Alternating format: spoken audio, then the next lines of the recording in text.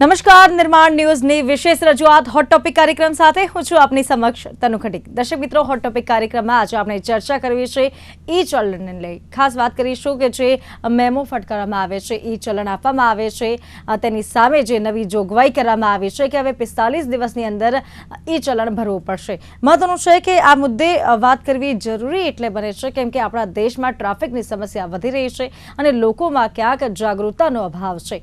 આ મુદ્દે ચર્ચા કરીશું અને ચર્ચામાં આપણી સાથે બે ગેસ્ટ જોડાઈ ગયા છે। આપણી સાથે ઉપસ્થિત છે દીપકભાઈ વ્યાસ કે જેઓ રિટાયર્ડ એસીપી છે અને યોગેશભાઈ મિસ્ત્રી કે જેઓ રોડ સેફટી એક્સપર્ટ છે। આ બંનેનું નિર્માણ ન્યૂઝ પર સ્વાગત છે। આભાર।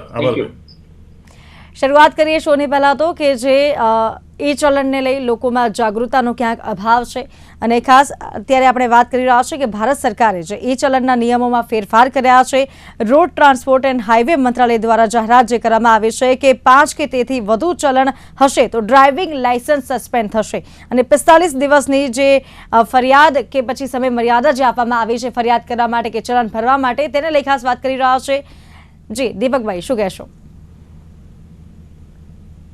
ટ્રાફિક અવેરનેસની જે આપણે વાત કરીએ છીએ ત્યારે ટ્રાફિક હું આપણે કહી દઉં કે જ્યારે આપણે ડ્રાઇવિંગ કરીએ છીએ તો આપણી સુખાકારી માટે દરેક વ્યક્તિ પોતાનું વાહન ચલાવતા હોય છે, પરંતુ સામાન્ય તમામ લોકોનું ધ્યાન આપણે રાખવું જોઈએ, પેડેસ્ટ્રીયનનું પણ ધ્યાન રાખવું જોઈએ। અને જ્યારે તમે હાથમાં વાહનની ચાવી લો ત્યારથી તમે ટ્રાફિક ડિસિપ્લિન અંગે સામાન્ય નિયમો છે, ગાડીની કન્ડિશન, ગાડીમાં ટાયરમાં પ્રોપર હવા છે કે કેમ, તમે સેફટી બેલ્ટ પહેર્યો છે કે કેમ, હેલ્મેટ પહેરી છે કે કેમ, એ નાના નિયમો છે। એ નાના નિયમોને અનુસરીને તમે સ્ટાર્ટ થાઓ। અને ખાસ કરીને જ્યારે ટ્રાફિક ઉપર, રોડ ઉપર લોકો નીકળે છે, આપણે ભારતના સમૃદ્ધ રાજ્યના સમૃદ્ધ શહેરોની ટ્રાફિક ડિસિપ્લિન અંગે વાત કરીએ છીએ ત્યારે આપણા બધા કામના કલાકો, આપણે બધા લોકોના કામના કલાકોને આપણા મગજમાં રાખવા જોઈએ। આપણો પોતાનો સમય છે એવો દરેકનો સમય છે અને દરેકનો સમય પોતાના કામ માટે, અને એવું સાયકોલોજીકલ એવું કહેવાય છે વ્યક્તિ દિવસમાં 3 થી 4 કલાક સારી રીતે માનસિક સ્વસ્થતાથી કામ કરી શકે। હવે ટ્રાફિક કન્જેશન થાય, જે ટ્રાફિકના નિયમો તોડે છે એનાથી ટ્રાફિક કન્જેશન થાય, તેના કારણે શું થાય કે ટ્રાફિક કન્જેશનને કારણે એક તો લોકોનો સમય બગડે, ફ્યુલ વપરાય, અને સામાન્ય રીતે કન્જેશનને કારણે તમામ લોકોના શેડ્યુલ તૂટી જાય। તો દરેક વ્યક્તિના શેડ્યુલ પ્રોપર થાય અને દરેક વ્યક્તિ ટ્રાફિકની ડિસિપ્લિન, સેલ્ફ ડિસિપ્લિન ઊભી કરે।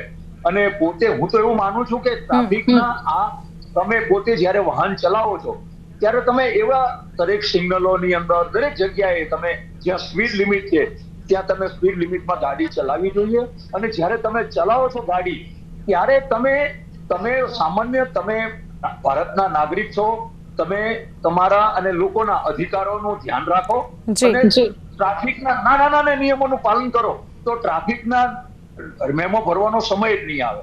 પરંતુ ટ્રાફિકના મેમો, આજે મેમો સમયની વાત કરીએ છીએ ત્યારે તો આ અંગે મેમોમાં જે આપવામાં આવે છે એ ઉપરાંત ટ્રાફિકના સ્થળ ઉપર સ્થળ વસૂલાત લેવામાં આવે છે, એને સમાધાન શુલ્ક કહેવામાં આવે છે, દંડ કહેવામાં આવતો નથી।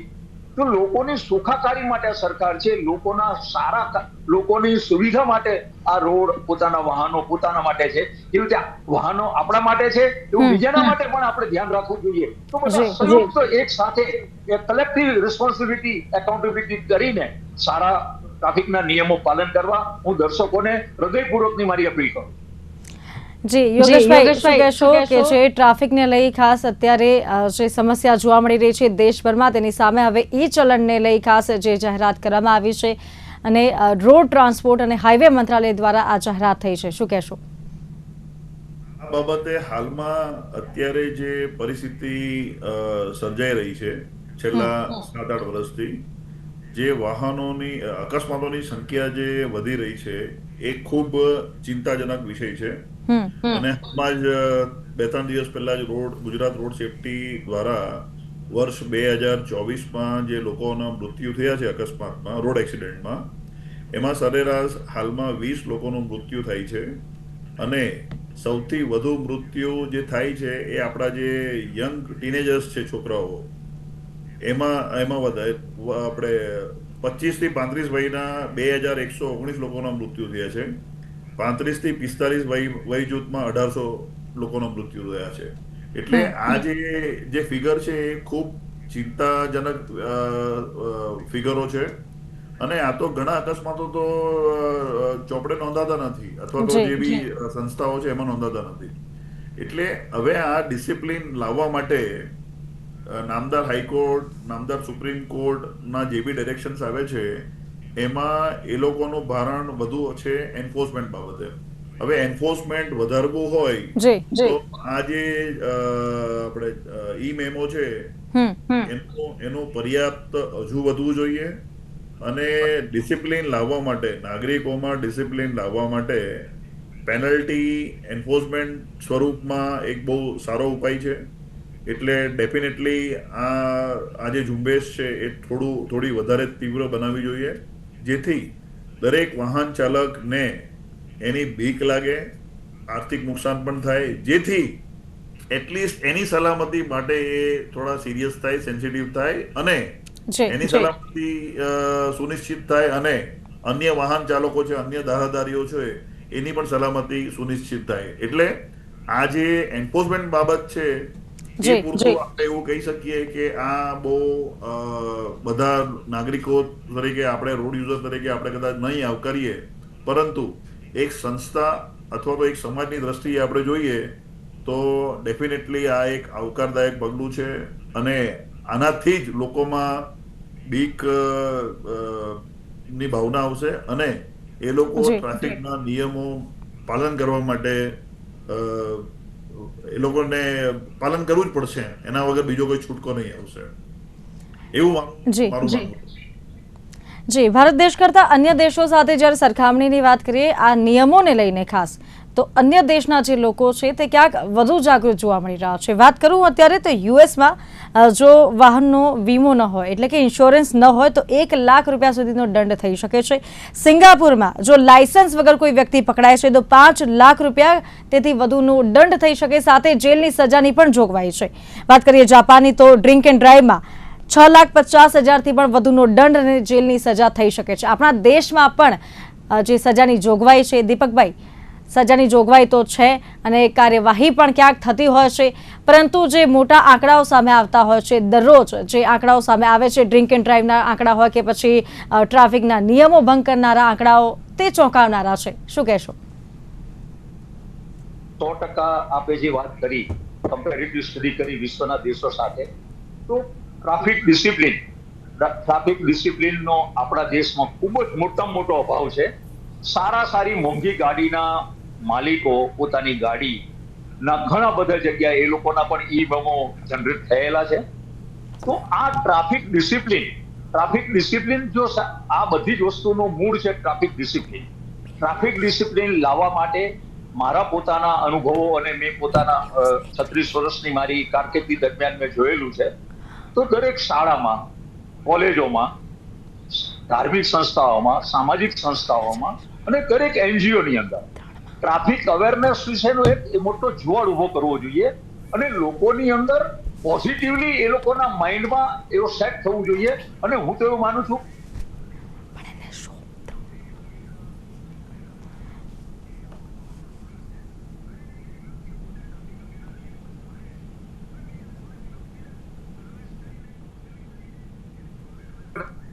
દરેક લોકોની અંદર જાગૃતતા આવે અને સેલ્ફ ડિસિપ્લિન આવશે તો 100% ટ્રાફિક ગણશે. આપણા સાહેબે વાત કરી કે કેટલા બધા લોકો ટ્રાફિકને કારણે મૃત્યુ પામે છે એની સંખ્યા તો આપણે બાજુમાં રાખીએ, પણ જે લોકો ટ્રાફિકને કારણે પોતા કાયમી અપંગ, ખોટ ખાપણ પેદા થાય છે, એના ઘરનાની પરિસ્થિતિ, એના ઘરમાં જઈને આપણે સ્વજન તરીકે એની આંખોથી આપણી આંખને એની વ્યથા આપણે વાંચીએ તો આપણને ખબર પડે કે લોકોને શું વ્યથા થાય છે. સરહદ ઉપર કેટલા માણસો નથી મળતા, એનાથી વધુ માણસો રોડ એક્સિડન્ટમાં મૃત્યુ પામે છે. અને શેના કારણે? એક નાની સરખી ભૂલને કારણે.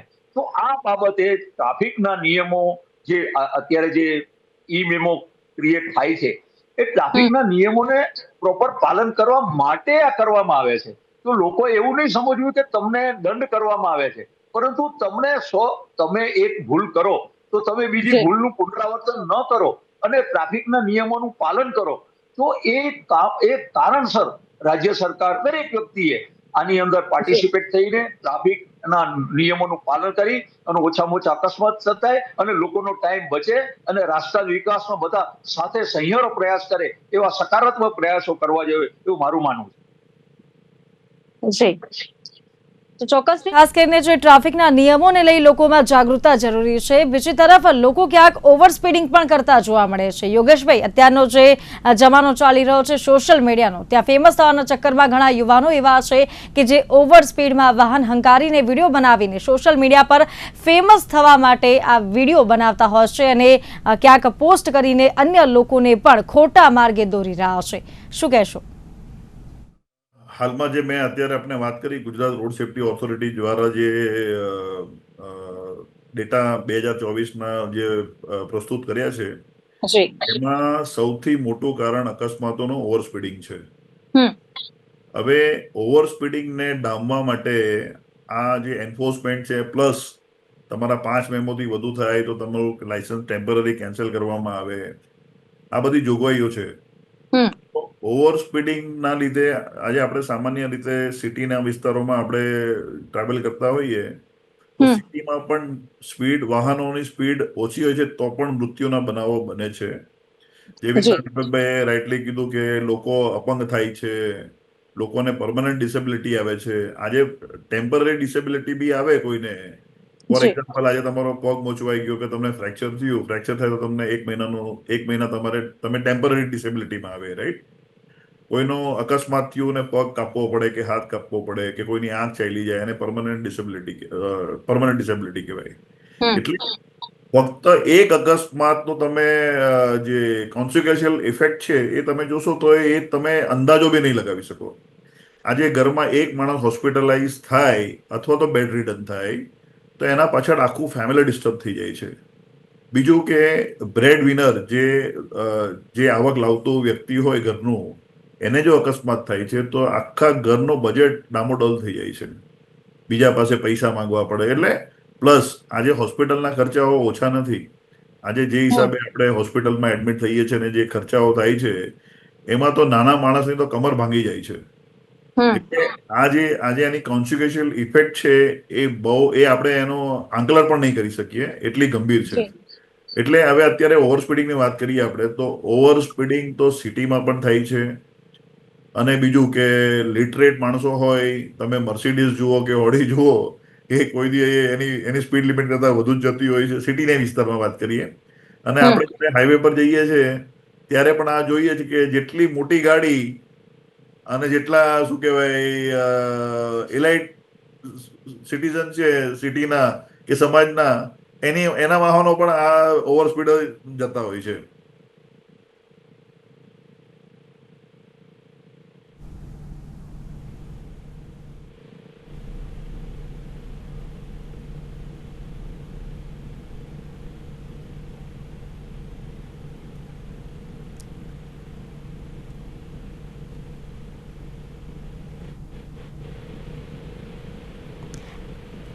જે યોગેશનો ઓડિયો બંધ થઈ ગયો છે.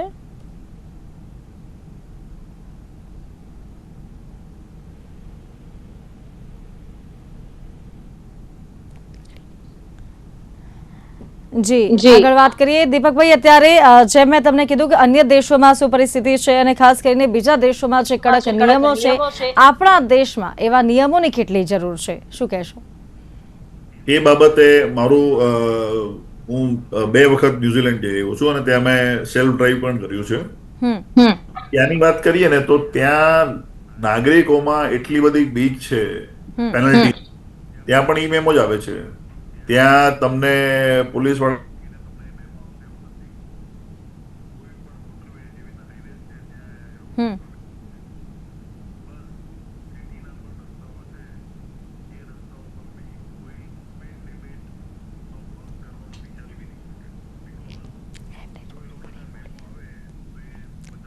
જી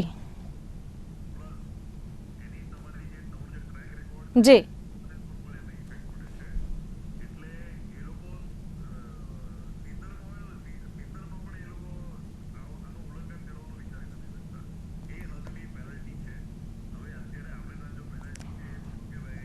તો એ ચલણને લઈને જે નવો સકંજો છે રોડ ટ્રાન્સપોર્ટ અને હાઈવે મંત્રાલય દ્વારા જે જાહેરાત કરવામાં આવી છે, ખાસ કરીને લોકોમાં જાગૃતતા આવે તેની માટે જે કામગીરી થતી હોય છે, કેન્દ્રીય મોટર વાહન નિયમોમાં મોટા સુધારા થયા છે. એ ચલણનો જે નવો સકંજો છે, લોકોમાં હવે જાગૃતતા આવે તેવા પ્રયાસો હાથ ધરાયા છે.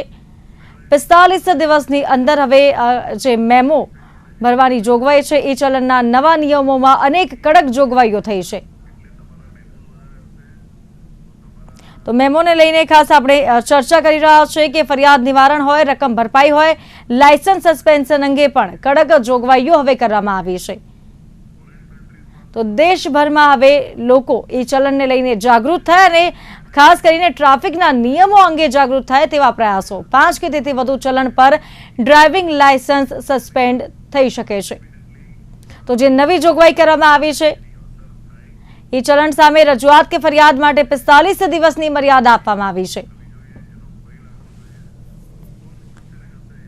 તો ખાસ આ મુદ્દે જ આપણે ચર્ચા કરી રહ્યા છીએ આજે હોટ ટોપિકમાં. અને એ ચલણના નવા જે નિયમો છે, એ ચલણની આપોઆપ સ્વીકૃતિ અને ચૂકવણીની મુદત વિશે પણ જાહેરાત કરવામાં આવી છે. તો સમયસર ચલણ ન ભરનાર વાહનનું જે વાહન પોર્ટલ પર બ્લોકિંગને લઈને પણ ખાસ વાત કરવામાં આવી છે. સમયસર જે ચલણ ન ભરે તે લોકો માટે પણ ખાસ જે જોગવાઈ કરવામાં આવી છે. દીપકભાઈ, આપને પૂછવા માંગીશ કે જે લોકોમાં જાગૃતતા આવે તેની માટે ખાસ પગલાં લેવા જરૂરી છે. આપણા દેશમાં કાયદાની જોગવાઈ તો છે, પરંતુ તેમ છતાંય લોકો ટ્રાફિકના નિયમોનું ઉલ્લંઘન કરી રહ્યા છે. શું કહેશો? ટ્રાફિકના નિયમોનો જે અત્યારે જે આ પ્રસ્તુત કેસની અંદર 5 ઈ મેમો આવે અને એ ન ભરે એનું લાયસન્સ સસ્પેન્ડ કરવા માટેનું સરકારે શા માટે નિર્ણય લેવો પડ્યો? આપણી જનતા જે કાયદો તોડે છે એ લોકો એટલા કઠોર એવા નિષ્ઠુર માણસો છે, એ લોકો એ ઈ મેમોને કાઉન્ટ કરતા જ નથી. એ લોકો એમ કે છે એમાં શું કરવાના છે આપણને. આ કારણોસર લોકોની અંદર જે પોતાની એકાઉન્ટેબિલિટી છે, પર્સનલ એકાઉન્ટેબિલિટી, એ ખૂબ જ ઓછી જણાય છે મારી દ્રષ્ટિએ. કે આવું કરવાનું સરકારે પ્રયોજન શા માટે કરવું પડ્યું? કારણ કે લોકોને કુંભકર્ણ નિંદ્રામાં સૂતા છે કે એમાં શું થવાનું છે. એના કારણે ટ્રાફિક મેમોની સંખ્યા, મેં અભ્યાસ નથી કર્યો એટલે અત્યારે હું નહીં બોલું, તો ટ્રાફિક મેમોનો અભ્યાસ કરજો. કેટલા બધા ટ્રાફિક મેમો થઈ ગયા છે જે ઈ મેમો. તો ઈ મેમો લોકો જઈને ભરે અને લોકોમાં જાગૃતતા આવે. અને એના માટેની ઈ મેમો ભરવા માટે તમામ જગ્યા ઓનલાઈન તમે ભરી શકો છો. તમારે ઘરમાંથી બહાર નથી જવાનું. જો તમારે ઓનલાઈન ન ભરવું હોય તો પોલીસ કમિશનર ઓફિસની અંદર ત્યાં એક સેન્ટર બનાવેલું છે, ત્યાં જઈને તમે ઈ મેમોનો જે દંડ હોય એ ભરી શકો છો. પરંતુ ટ્રાફિકના નિયમોનો ભંગ કરવાને કારણે આ બને છે. તો ટ્રાફિકના નિયમોનો ભંગ જ ન થાય અને ટ્રાફિક ડિસિપ્લિન બધા મેન્ટેન કરે એવો સકારાત્મક ઉર્જા ઊભી થવી જોઈએ કે જેથી આપણે કહીએ છીએ કે ટ્રાફિક તો ટ્રાફિકની જે સમસ્યા છે એ મહેસૂસ કરવાનો સબ્જેક્ટ છે. તમે જતા હોય, કોઈ પ્લેન પકડવાનું હોય ને તમે અડધો કલાક ટ્રાફિક કન્જેશનમાં થઈ જવાનું, ટ્રેન ચૂકી જાઓ તો તમને કેટલું નુકસાન જાય અને એના કારણે રાષ્ટ્રને પણ કેટલું નુકસાન થાય. તે બધી જ વસ્તુને કાઉન્ટ કરવી જોઈએ. અને પોલીસે જે ટ્રાફિક પોલીસે ખૂબ જ સકારાત્મક થઈને ટ્રાફિક કન્જેશન ના જે જૂના નિયમો લોકો અને સાથે સાથે પબ્લિક પાર્ટિસિપેશન, લોકોને બી આપણે જોવું જોઈએ કે લોકો જે કે સજેશન કરે કે અહીંયા સ્પીડ બ્રેકર કરવાની જરૂર છે, નો હોર્ન પ્લીઝ કરવાની જરૂર છે, કે નાની નાની ઘણી બધી બાબતો હોય છે કે આ જગ્યાએ ટ્રાફિક સિગ્નલ મૂકવાની જરૂર છે. તો મૂકીને લોકોની સુખાકારી માટે, લોકો માટે પોલીસે કામ કરવું જોઈએ અને લોકોએ પણ કાયદાનું પાલન કરીને સરળ ટ્રાફિક થાય એવા સકારાત્મક પ્રયાસો કરવા જોઈએ. જી, ખાસ કરીને હવે રોડ સેફટી પર વાત કરીએ તો વાહન જ્યારે ડ્રાઈવ કરવામાં આવે છે ત્યારે આપણા દેશમાં ઘણા એવા કિસ્સાઓ પણ બન્યા છે કે લોકો ડ્રાઈવ કરતી વખતે ખાતા પીતા હોય છે, કંઈ પણ ખાવાનું ચાલુ હોય છે. અન્ય દેશની વાત કરું, સાયપ્રસ કરીને એક કન્ટ્રી છે કે જ્યાં વાહન ચલાવતી વખતે ખાવા પીવા પર પ્રતિબંધ છે અને જો આ જે ખાતા પીતા કોઈ વ્યક્તિ ઝડપાય છે તો તેની સામે 8,000 કે તેથી વધુ રૂપિયાનો દંડની જોગવાઈ કરવામાં આવી છે.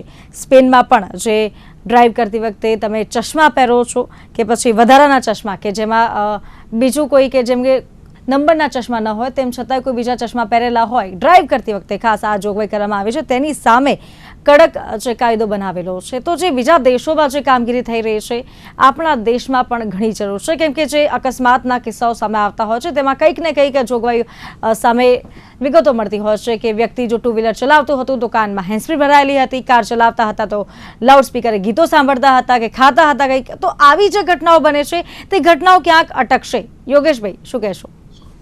આમાં બેન એવું છે કે અત્યારે જે આપણે જે મોટા મોટા મુદ્દાઓ છે ને એ બાબતે એન્ફોર્સમેન્ટ અને ડ્રાઇવ્સ આપણે નથી કરી શકતા. તો શું છે કે આ એવી પેનલ્ટીઝ છે કે એવા ગુના છે જેને પકડવા બહુ મુશ્કેલ છે, અને એના આવું નોન કમ્પ્લાયન્સ હોય તેને પકડવા માટે આપણે બહુ મોટી હજુ વધુ સરસ ટેકનોલોજીનો ઉપયોગ કરવો પડે. પ્લસ જે સુપરવિઝનનો સ્ટાફ છે કે આપણા સ્પીડ કેમેરાસ છે એની સંખ્યા વધારવી પડે. એટલે શું છે કે આ નેક્સ્ટ લેવલની વાત છે. ડેફિનેટલી કોઈ પણ કારણથી જે વાહન ચલાવનાર છે એ અન્ય કોઈ કામગીરીમાં એંગેજ થાય એટલે definitely the safety of his driving is compromised, and if once his driving is compromised, safety of others are also compromised. એટલે વાહન ચલાવનારના ડિસ્ટ્રેક્શનના કોઈ પણ કારણો હોય એના ઉપર ડેફિનેટલી પેનલ્ટી વાળી એક્શન લેવી જ જોઈએ. પરંતુ અત્યારે આપણે એ લેવલ પર પહોંચી શકીએ એવી મને સ્થિતિ લાગતી નથી. એનું છે કે આપણે કોઈ સિગ્નલ જમ્પ કરી દઈએ છે, ઇવન આફ્ટર સીસીટીવી કેમેરા લાગ્યા છે એને આપણે કંટ્રોલ નથી કરી શકતા. ફોર એક્ઝામ્પલ અમારા સુરત કે અમદાવાદની સ્થિતિ નથી ખબર મને, પણ સુરતની અંદર જે BRTS લેન્સ છે એ જ્યારે પણ સિગ્નલ જમ્પ કરે છે સીસીટીવી કેમેરા લાગેલા છે. તો પણ આજે જ્યારથી સીસીટીવી કેમેરા લાગ્યા, જ્યારથી સિગ્નલો કાર્યરત થયા ત્યારથી આ કમ્પ્લેન્ટ આવે છે કે BRTS ના બસ ડ્રાઈવર રેડ લાઇટ હોય તો પણ જમ્પ કરી જાય છે. અવારનવાર મહિનામાં 1-2 વાર આ ન્યૂઝ આવતા જ હોય છે. પરંતુ સીસીટીવી કેમેરા લાગ્યા પછી કંટ્રોલ રૂમ હોવા છતાં પણ આજે આપણે નોન કમ્પ્લાયન્સ છે એને આપણે કરેક્ટ નથી કરી શકતા. તો પછી વાહન ચલાવનાર વાહનો ખાતા હોય, અન્ય ગ્લાસ પહેર્યા હોય, આપણે મોબાઈલ પર જે લોકો વાતો કરતા હોય છે એને આપણે કંટ્રોલ નથી કરી શકતા. ટુ વ્હીલર વાહનો ઉપર હેલ્મેટ વગર કોઈ ચલાવે છે, અથવા તો 2 સીટથી વધારે લોકો સવાર હોય છે. આ બધી બાબતોને બી ઉપર આપણે એક્શન નથી લઈ શકતા. તો વાહનની અંદર કંઈ કરી રહ્યા છે તો એ બાબત બહુ દૂરની વાત છે. પણ ડેફિનેટલી એકવાર આપણું માળખું જે એન્ફોર્સમેન્ટનું માળખું પ્રોપર થઈ જાય ત્યારબાદ આ બાબતે બી definitely it's a big hazard. એટલે એને ધ્યાનમાં રાખીને બી પગલાં લેવા જ જોઈએ એવું મારું માનવું છે. આભાર. જી, તો ખાસ આપણે ઈ ચલણ અને ટ્રાફિકના નિયમો છે તેને લઈને ચર્ચા કરી રહ્યા છીએ. દીપકભાઈ, આપણા દેશમાં કાયદાની જોગવાઈ તો છે, લોકો પણ હવે ધીરે ધીરે ક્યાંક જાગૃત થઈ રહ્યા છે, પરંતુ જે સોશિયલ મીડિયાના ટ્રેન્ડ ચાલી રહ્યા છે, એક બાદ એક કોઈક વિડીયો આવે છે, કોઈક સ્ટન્ટ કરતા જોવા મળે છે, તો આ જે યંગ જનરેશન છે, અત્યારની નવી પેઢી છે, તેમને શું કહેશો? સર્વપ્રથમ તો એ ડેન્જરસ ડ્રાઇવિંગ જે કરે છે, આવા સ્ટન્ટ કરે છે, એ લોકો વિરુદ્ધમાં કોગ્નિઝેબલ ગુનો દાખલ કરીને સમય મર્યાદામાં એ લોકોને એરેસ્ટ કરીને ચાર્જશીટ કરીને એને સજા કરાવવી જોઈએ. અને સામાન્ય રીતે જ્યારે હું મારા 36 વર્ષનો અનુભવ હું કહીશ કે મારા મોટા ભાગના અનુભવ કે જ્યારથી આ મોબાઈલ આવ્યો છે ત્યારે મોબાઈલ ચાલુ વાહને જે મોબાઈલ ઉપર વાત કરે છે એને કારણે મોટા ભાગના અકસ્માતો થતા હોય છે. તો એ બાબતમાં રાજ્ય સરકારે પોઝિટિવ વિચારીને ચાલુ ગાડીએ જે મોબાઈલ ઉપર વાત કરે એનો કોગ્નિઝેબલ ગુનો દાખલ કરીને એને એરેસ્ટ કરવા જોઈએ કે જેથી આવા તત્વોને ડામી શકાય અને આ જે દૂષણ છે એ મોટું વૃક્ષ ન બની જાય એના માટેના સકારાત્મક પ્રયાસો કરવા જોઈએ એવું મારું પોતાનો અભિપ્રાય છે. જી ચોક્કસ દીપકભાઈ, અને ચાલુ ગાડીએ ક્યાંક વાહનનો ઉપયોગ કરવો તે તો ખૂબ જ ખોટું છે, કેમ કે તેના કારણે ઘણા અકસ્માતો સર્જાઈ ચૂક્યા છે અત્યાર સુધી, અને આ આંકડો વધી જ રહ્યો છે. યુવાનોમાં ક્યાંક જાગૃતતા ઓછી છે અત્યારે કે ચાલુ વાહને તો ફોનનો વપરાશ નહીં જ કરવો જોઈએ, પરંતુ ઘણા એવા પણ યુવાનો છે કે જે ચાલુ વાહને ખાલી ફોન પર વાત નથી કરતા, ઇન્સ્ટાગ્રામની રીલ પણ સ્ક્રોલ કરતા હોય છે, કોઈને મેસેજનો રિપ્લાય પણ કરતા હોય છે. તો આજે ગંભીરતાનો અભાવ જોવા મળી રહ્યો છે વાહન ચલાવતી વખતે, ખાસ શું કહેશો? 100% એ પોતે દરેક વ્યક્તિ એવું હોય છે કે પોતે ચાણક્ય પછી પોતે જ બુદ્ધિશાળી વ્યક્તિ છે એવું લોકો માની લેતા હોય છે, અને એક જાતનો એ લોકોનું એક ગાંડપણ છે. એ પોતાના ગાંડપણને કારણે પોતાને જે નુકસાન કરે છે એ તો થવાનું જ છે, પરંતુ બીજા નિર્દોષ વ્યક્તિને જે નુકસાન થશે એની કિંમત પૈસામાં આંકી ન શકાય. એના માટે હૃદય જોઈએ એને વાંચવા માટે. તો આવી આ જે વસ્તુ છે એને મેં પહેલા જ કહ્યું કે ટ્રાફિક ડિસિપ્લિન અંગેની એક સામાન્ય લોક જોડ ઉભી કરવી જોઈએ. દરેકની અંદર એક સારી રીતે એ લોકોને આ બાબતના જે એના દૂષણો છે, એના ગેરફાયદા છે એ કન્વિન્સ કરીને પોઝિટિવલી એની અંદર એક સારો કાયદાનો સારી રીતે ઇમ્પ્લિમેન્ટેશન કરે પોતાના માટે અને બીજાના સુખાકારી માટે. એવો સકારાત્મક પ્રયાસ કરવો જોઈએ. દંડ કરશું એ 100% થશે, પરંતુ અત્યારે તો આપણી પાસે જે કોઈ ઇન્ફ્રાસ્ટ્રક્ચર છે એ ઇન્ફ્રાસ્ટ્રક્ચરને કામે લગાડીને દરેકની અંદર ટ્રાફિક અવેરનેસ અંગેની જાગૃતતા આપણે બધા સાથે મળીને ઊભી કરવી જોઈએ. જી દીપકભાઈ અને યોગેશભાઈ, આ બંને અમારી સાથે જોડાયા તે બદલ આ બંનેનો ખૂબ ખૂબ આભાર. તો હાલ કાર્યક્રમ હોટ ટોપિકમાં બસ આટલું જ. મને આપશે રજા. નમસ્કાર.